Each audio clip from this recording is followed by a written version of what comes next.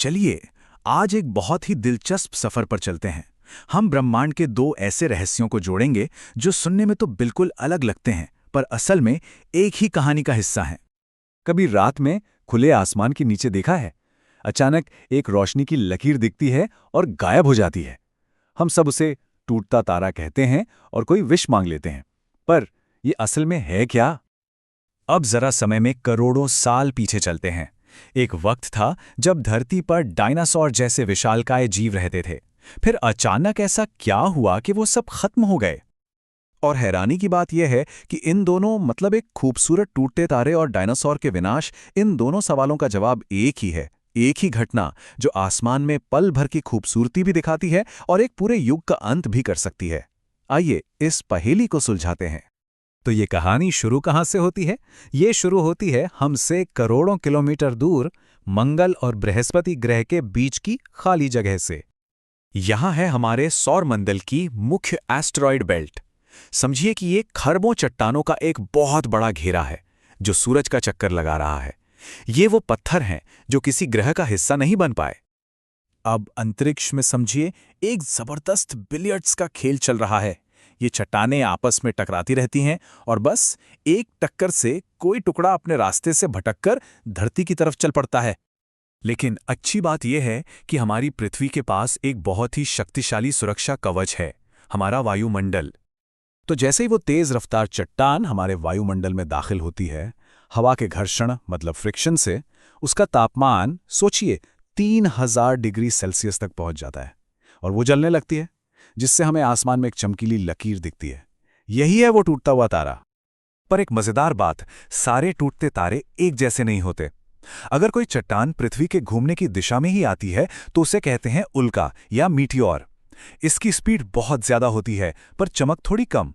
लेकिन अगर कोई चट्टान सामने से मतलब पृथ्वी के घूमने की उल्टी दिशा से आ जाए तो उसे कहते हैं बोलाइड। आमने सामने की टक्कर की वजह से ये बहुत ज्यादा चमकीला होता है।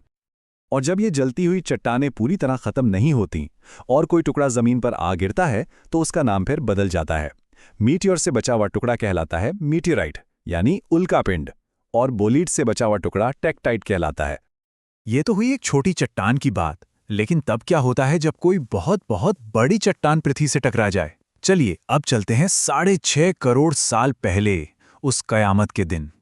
हुआ ये कि एक बहुत बड़ा उल्कापिंड जिसे चिक्शुलूप के नाम से जाना जाता है, आज के मेक्सिको के पास आकर धरती से टकराया।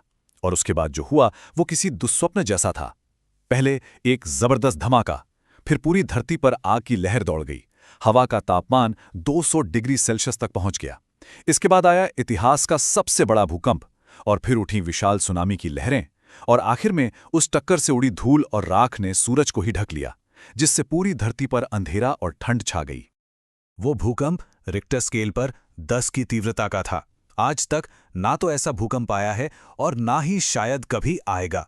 इसकी ताकत का अंदाजा लगाना भी मुश्किल है। लेकिन कहते हैं ना, हर अंत एक नई शुरुआत होती है। डायनासोर के लिए जो तबाही थी वो असल में हम इंसानों के वजूद में आने का एक मौका बन गई। देखिए सारी कड़ियां कैसे जुड़ती हैं। उस टक्कर ने जमीन की प्लेटों को हिला दिया। पूर्वी अफ्रीका में पहाड़ों की एक नई श्रृंखला बन गई। इन पहाड़ों ने बारिश वाले बादलों का रास्ता रोक दिया।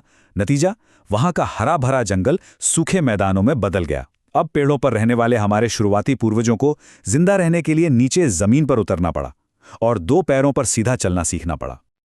और यही वजह है कि अफ्रीका को मानव जाति का पालना यानी क्रेडल ऑफ मैनकाइंड कहा जाता है, क्योंकि यहीं से, इसी घटना के बाद हमारी कहानी की असल शुरुआत हुई थी। ये टक्करें सिर्फ अतीत की कोई एक घटना नहीं है, ये एक ऐसी प्रक्रिया है जो आज भी चल रही है और लगातार हमारी दुनिया और हमारे सौरमंडल को बदल रही हैं।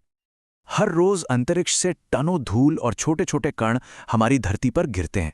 इससे बहुत धीरे धीरे हमारी पृथ्वी का वजन बढ़ रहा है, इसकी गुरुत्वाकर्षण शक्ति बढ़ रही है और सबसे दिलचस्प, इसके घूमने की रफ्तार कम हो रही है। भारत की लोनार झील भी ऐसे ही एक उल्कापिंड की टक्कर से बना क्रेटर है। और घूमने की रफ्तार कम होने का सीधा मतलब क्या है? हमारे दिन लंबे हो रहे हैं। सोचकर देखिए, करोड़ों साल पहले पृथ्वी पर एक दिन सिर्फ 18 घंटे का होता था, आज 24 घंटे का है। और वैज्ञानिकों का अनुमान है कि भविष्य में ये 30 घंटे तक का भी हो सकता है। अगर हम अपने पड़ोसी ग्रहों को देखें तो वायुमंडल की अहमियत और साफ हो जाती है। बुध ग्रह को देखिए, वहां कोई वायुमंडल नहीं है, इसलिए उसका पूरा शरीर गड्ढों यानी क्रेटर से भरा पड़ा है। और दूसरी तरफ है शुक्र, जिसका घना वायुमंडल एक मजबूत ढाल की तरह काम करता है और ज्यादातर चट्टानों को सतह तक पहुंचने ही नहीं देता। इसीलिए ये कहावत बिल्कुल सही है कि चांद पर कोई दाग नहीं, गड्ढे हैं, क्योंकि चांद के पास भी बचाने के लिए कोई वायुमंडल नहीं है। अंतरिक्ष से आने वाली हर टक्कर उस पर अपना एक गहरा निशान छोड़ जाती है। तो एक टूटते तारे की चमक से लेकर डायनासोर के खात्मे और हम इंसानों के उदय तक, ये पूरी कहानी अंतरिक्ष से गिरने वाली एक चट्टान से जुड़ी है।